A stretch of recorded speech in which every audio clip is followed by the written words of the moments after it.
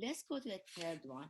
Ionic compounds having polyatomic ions. Okay, what are polyatomic ions?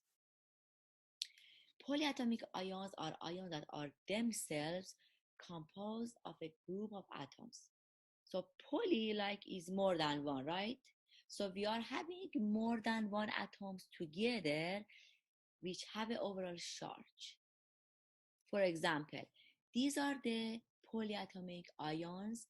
We call it polyatomic ions, and this is called polyatomic ion table. As I said, I will provide it in the exam, and you should just know how to use it. For example, acetate is C2H3O2 minus. This is called polyatomic ion, and that's the formula of acetate. That's a carbonate. CO3, it has one carbon, three oxygen, and two charge overally on it. So these are called what? Overall, these are called polyatomic ions.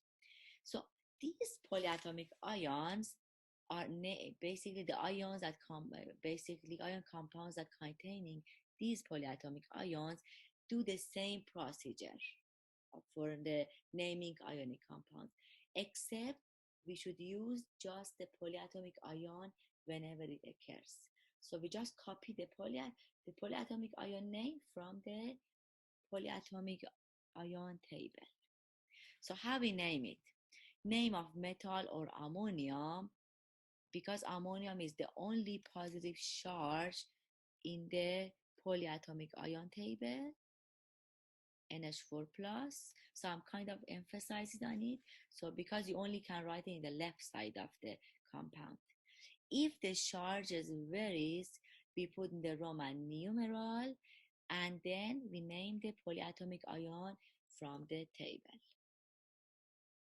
For example, we name KNO3 as a potassium nitrate. Where is nitrate? Let's see. That's the nitrate here. So it's going to be potassium nitrate. Potassium has a 1 plus and nitrate has a 1 minus. So they cancel out each other. The charges cancel out, and the subscript also cancel out each other. So it's going to be KNO3. You might ask why I don't write potassium 1 nitrate, because potassium has only one type of charge, so we don't need to write the charge of potassium here in Roman numeral. What about this one? Iron 2, so the subscript of hydroxide is going to be the charge of iron 2, and this is hydroxide, OH minus. So it's going to be iron 2 hydroxide. Whenever you have more than one polyatomic ion, never multiply it to it. So don't basically multiply to basically kind of simplify it. Just write it as it is and put a parenthesis and write in the outside of parentheses, for example, here 2, okay, FeOH 2. You don't need to write FeO2H2. This is not correct. FeOH parenthesis close 2. So that's ammonia, which is, as I said, the only polyatomic ion which is positive, and it's only one positive charge. So we don't need to write the type of charge. It's going to be ammonium nitrate. So we just copy the name of polyatomic ion there, and if it's more than one type of charge, we put the charge in Roman numeral. Let's write the name of these compounds. What about this one? That's the sodium, right? Is one type of charge, would be sodium carbonate. This one is ammonium bromide. Because ammonium is one type of charge, we don't need to write the basically put the charge in the Roman numeral. Also, never ever try to move the subscript of polyatomic ions. This 4 always belongs to NH4. It's like my hands. So I can never cut my hands, right? It's kind of really dangerous, right? Nobody does it unless, something cruel happens. So I never can dissociate my hands. It's the same for polyatomic ions. We never remove the four here. For the same for this carbonate, I never remove this three. Never ever try to. This belongs to the carbonate. We can only kind of try as we talked about, the charge of it will be, which is 2 minus here, will be the subscript of sodium when we want to make a formula of it. Okay, so never ever try to move these subscript that are belonging basically to the polyatomic ion. So okay, let's go to this. So that's the potassium perchlorate. Perchlorate is just copy from polyatomic ion table. So here perchlorate, that's perchlorate, and then sodium nitrate and magnesium sulfate. Why magnesium sulfate is simplified here? Because it should be Mg2SO4 2 basically, right? But because 2 and 2 are canceling out, it becomes MgSO4. Please put it on, kind of do it on your own and see if you can find the simplified version of it. So now write a formula of the ionic compound. So this is what sodium carbonate, ammonium bromide, potassium perchlorate, calcium nitrate. So pay attention, calcium is 2 plus, so the charge of it becomes the subscript outside of parentheses 2, and magnesium sulfate.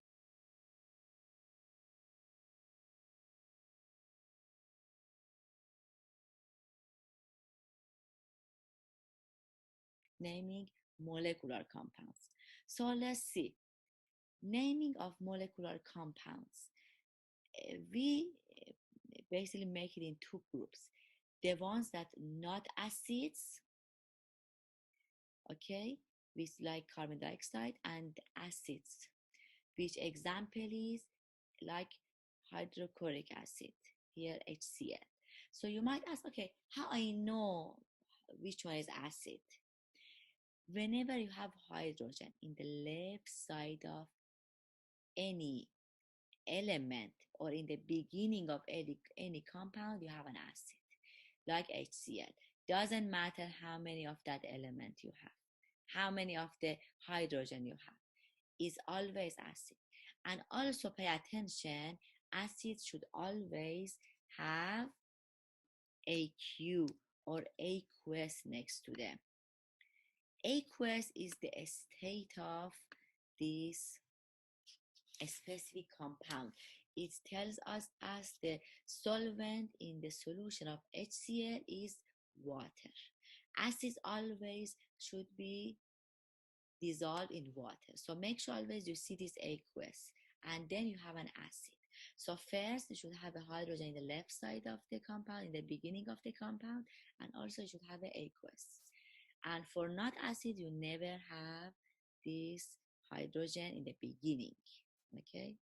Okay, again I emphasize on it. Make sure I always ask this question: is it compound, ionic, or molecular? If it's ionic, it means if it's as a metal, you should name it as what I talked about in the ionic compounds naming. And if it's molecular or covalent compounds, we should name it from after this slide and after. Okay, let's start with not acids. Okay, how we name the not acids like carbon dioxide? It's very easy, guys. We should start with prefix, name of the first element in the left side, which is the carbon, prefix of the second element, which here is 2, and then the second element plus ID. What are, where we should get the prefixes from? From the subscripts. Subscript of this carbon is 1 and subscript of the oxygen is 2. So these prefixes come from the subscript of element. So let's see how we can name the compounds with the prefixes. Prefixes are given here and we should memorize them. So mono is 1 always. So if you have a 1 as a subscript, it will be 1. If it's 2, it will be di. 3 is tri. 4 is tetra. 5 is penta. 6 hexa. 7 hepta. Octa 8. Nona 9 and deca 10. So you might ask, okay, I have here all non-metals. How I should know which one is in the left side? We talked about it before. Make sure the most metallic character always is in the left side. So based on this table, from left to side, metallic character is decreasing. So look at the sulfur, is here. Compared to oxygen, it has most metallic character. So let's name this compound. Disulfur trioxide. Disulfur trioxide. Okay, there are 2 exceptions for this naming molecular compounds. First, if you have one element only in the left side, we never include mono. We just make it easier to name. So you have not heard of mono carbon dioxide. You always heard of carbon dioxide.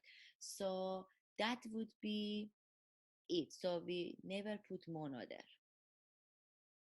For example, CO is going to be carbon monoxide. Another rule will be if you have 2 vowels, AO or OO, we make it as a O because it's easier to pronounce. For example, for N2O, it's gonna be dinitrogen monoxide. We don't write dinitrogen monoxide. Okay, this is the red one is the correct one. So let's name this dichloro. We can write dichlorine. Make sure don't make this mistake. Dichlorine heptaoxide, or it's gonna be, we don't have AO. If we have a AO, it would be O. It's gonna be dichloroheptoxide and carbon monoxide. Is okay. We don't need to drop the dioxide and triiodide. So make sure if you have a IO and II, never drop them. You just write it as it is. Okay, wanna hear a joke about nitric oxide? No, right? Naming molecular compounds. Let's go to acids. Okay, acids. We have 2 types of acids, binary acids and oxyacids. So let's start. What are acids? Again, acids have a hydrogen as a first element or in the left side of the compound. And always there should be aqueous solution. Okay, so we have 2 types, binary and oxyacids. Binary never have oxygen in it. So binary acids don't have oxygen in it. So they always contain only 2 elements or 2 types of elements. We can say 2 types of elements. Oxyacids always have oxygen in them. So let's start with binary acids. So binary acids always start with hydro. Example of them is hydrochloric acid. That's the most popular one you have heard. You might have heard hydrochloric acid. So hydro is always the beginning. Hydro, the name of the non-metal plus ic. So chlorine, INE will be removed. I mean, we put chloric acid, hydrochloric, and we add an acid to it. Hydrochloric acid. Let's name this. Make sure it has an aqueous solution in it. It's going to be hydrobromic acid. What about this one? Is a gas. So we cannot name it as an acid. So it's going to be just like a regular molecular compound. Hydrogen monochloride or hydrogen chloride is fine. So what about H2S? Is aqueous, so we can name it as an acid. It's going to be hydrosulfuric acid. So it's a binary acid because it doesn't have oxygen. So let's go to oxyacids. Oxyacids are acids that contain oxygen basically, and they always have a polyatomic ion. For example, here we have HNO3. Make sure all of them always should have aqueous solution like the binaries. And see, for example, HNO3 contains a polyatomic ion NO3 minus. H2SO3 contain polyatomic ion SO3 2 minus, and so on. So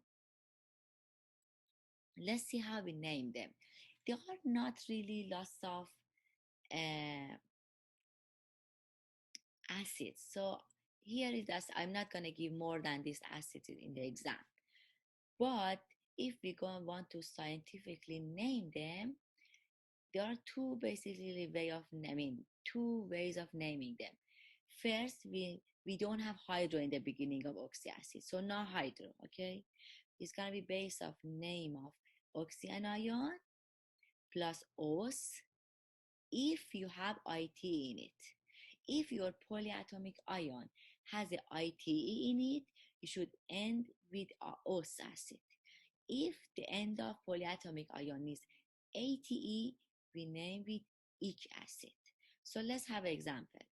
For example, here I have nitrite.